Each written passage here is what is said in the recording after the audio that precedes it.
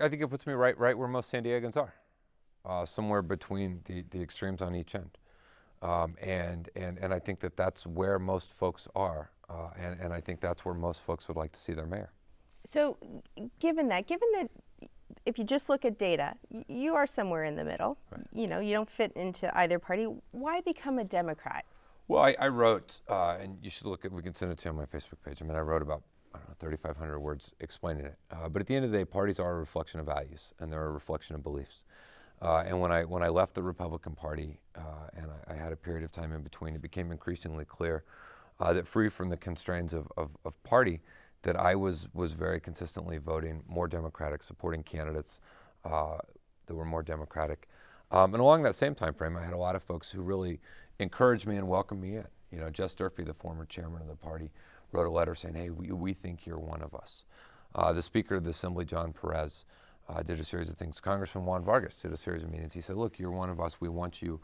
You know, you're not perfect, but we think that you have our values and our commitment. Assemblymember Lorena Gonzalez was someone as well. And so I think a lot of those folks really welcomed and helped me in. And I am comfortable as a Democrat. It's where I belong, and it's where I'll stay.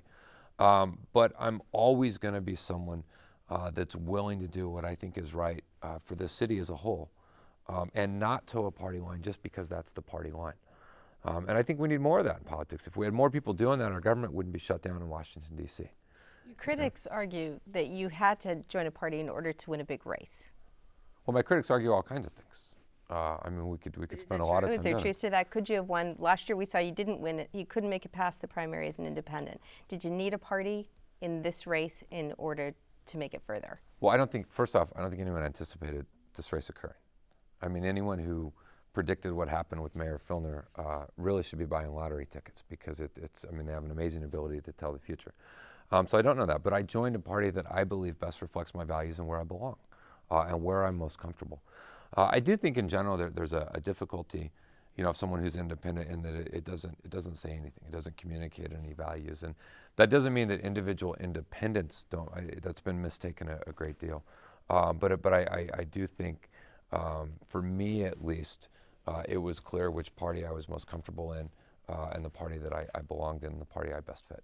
I want to pick up on what you just said, because one of the things that Professor Shore had said is that it is so unusual for someone to, first of all, not vote within the party, and it's very unusual for someone to leave a party.